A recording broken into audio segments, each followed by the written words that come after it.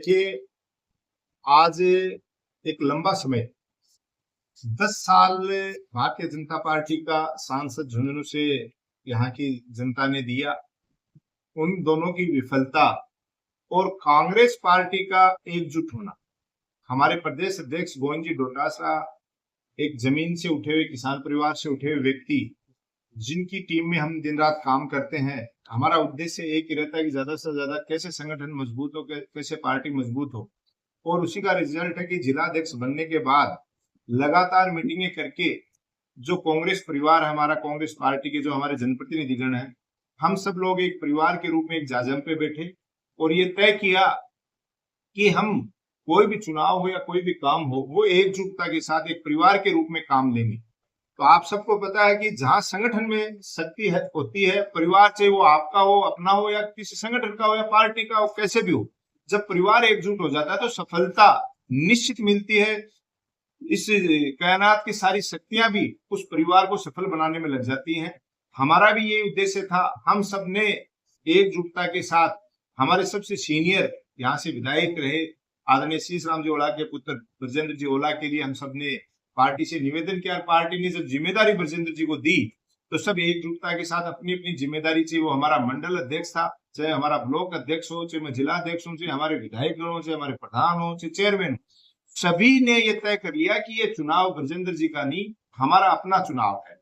और हम सब बिना दाएं बाएं देखे एक परिवार के सदस्य के रूप में अपने आप को कांग्रेस पार्टी का कैंडिडेट मानते हुए सब लोगों ने दिन रात मेहनत की। और आज उसी का नतीजा है कि झुंझुनू की लोकसभा सीट हम 10 साल बाद वापस से कांग्रेस के झोली में डाल पाए। और इसके आसार तो तभी हो गए थे जब विधानसभा चुनाव में हमने एकजुटता के साथ चुनाव लड़ा। तब भी राजस्थान में सबसे तगड़ा रिजल्ट हमारे झुंझुनू ने दिया। 7 में से 5 सीटें हमने कांग्रेस की जीती और आज लोकसभा भी हमने जीती। जिला अध्यक्ष बनने के बाद में 2 टास्क है वो सफलतापूर्वक किए हैं आपने। पहले विधानसभा चुनाव और उसके बाद में लोकसभा चुनाव। अब उपचुनाव भी होंगे। टिकट पे काफी लोगों की चर्चा है कि परिवारवाद पे ही टिकट रहेगी या कार्यकर्ताओं को टिकट देंगे। देखिए, हम लोग हमेशा एक बात करते हैं, अभी बताया था, एक परिवार के रूप में बैठ के काम करने वाले लोग हैं।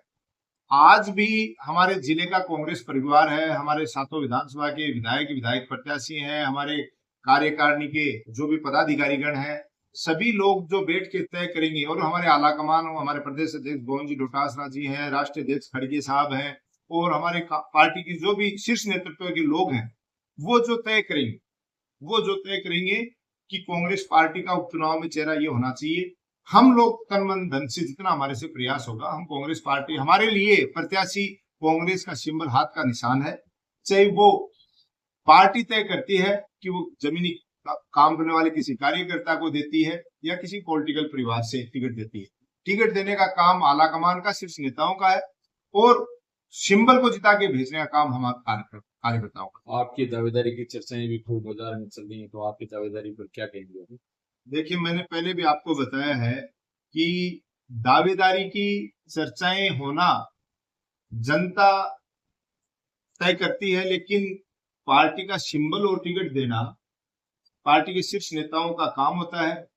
हमने आपको पहले भी कहा था कि पार्टी अगर आदेश देगी किसी भी परिस्थिति में, कहीं के लिए भी, हम उस चीज के लिए तैयार हैं। और पार्टी जिसको भी टिकट देगी, वो कोई भी चेहरा हो सकता है, उसके लिए हम तैयार हैं। प्रधान जी, हमारा सवाल था कि चर्चाएं चल रही है, आपकी बात थी, तो आप पहले अपना दीजिए कि अगर पार्टी आपको टिकट देती है तो आपका क्या रहेगा। नहीं, अगर पार्टी मेरे जैसे एक छोटे से कार्यकर्ता को ये जिम्मेदारी देती है तो निश्चित तौर पे पार्टी के आदेश की पालना करेंगे। और फिर कह रहा हूँ, पार्टी अगर किसी और कार्यकर्ता को या किसी जनप्रतिनिधि को ये जिम्मेदारी देती है तो उतनी ईमानदारी के साथ जो अब तक काम किया उसके लिए भी हम तो काम करेंगे। मोदी जी का नारा था 400 पार, हाँ। लेकिन इस बार कांग्रेस ने शायद वो आंकड़ा छूने नहीं दिया। कांग्रेस ने एक शानदार काफी अच्छा प्रदर्शन किया है कांग्रेस गठबंधन ने भी। इस बारे में क्या कुछ कहना चाहिए?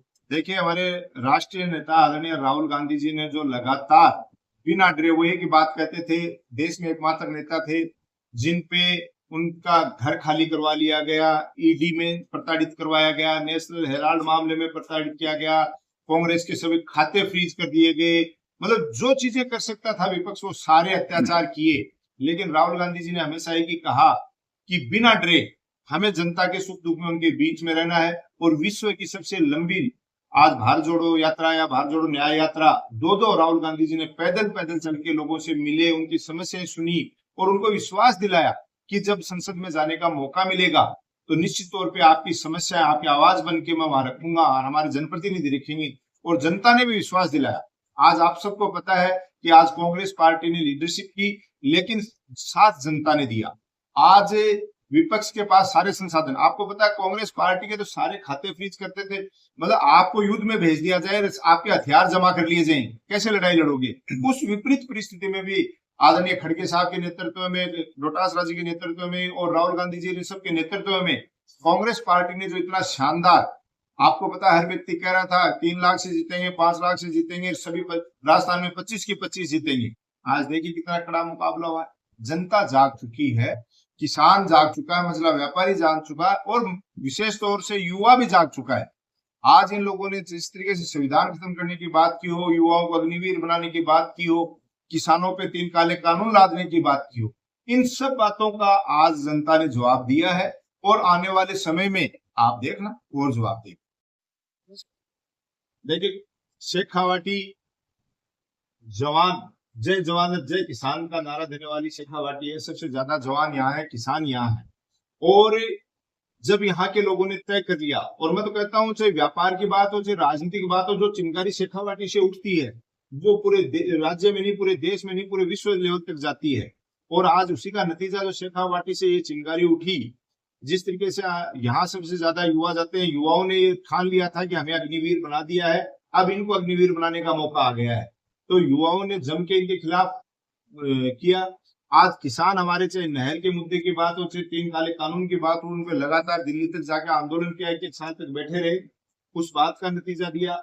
एक इन्होंने जो तानाशाही या छोटे व्यापारियों पे सब पे कर ली थी, उस बात का, क्योंकि मैं कहता हूँ शेखावाटी में जो लोग रहते हैं वो वीर हैं जो देश की आजादी से लेके आज तक गलत को गलत करने वाले लोग हैं।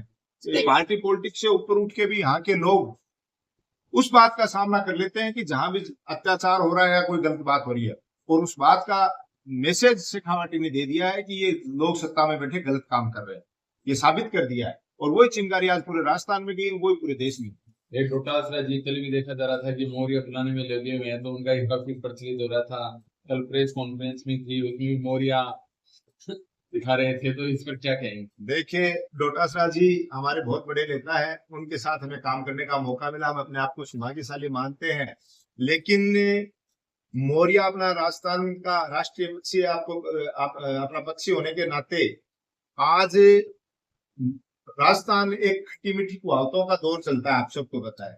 हमारी मीठी बोली है, हम टोंटिंग वे में या मजाक में कहावतों से ज्यादा बोलते हैं। तो मौर्य बुलाने का अपने बुजुर्गों से एक कहावत चली आ रही है, और वो जब शुरुआत में बोला गया, आज तो लोग चाहे हरियाणा पंजाब की बात करें, हिमाचल कहीं भी जाते हैं, तो डोटासरा जी से सबसे ज्यादा जो युवा है और बुजुर्ग सब रिक्वेस्ट करते हैं, निवेदन करते हैं कि साहब एक बार मौर्य जरूर बुलाओ और एक वो तेजल को सुपर डुपर डालो। मतलब ये चीजें एक ट्रेंड में आ गई हैं और जनता ये चाहती है कि ये चीज बोले। अब कल भी प्रेस कॉन्फ्रेंस में और पत्रकारों की, युवा साथियों की सबकी डिमांड थी कि साहब राजस्थान में इतना शानदार रिजल्ट आ रहा है तो मौर्य बुलाओ। लोग ही बोले मौर्य बुलाओ नहीं, आपका तो कोका है। तो ये कहने की बातें हैं, तो ये तो राजस्थानी देखो कल्चर है।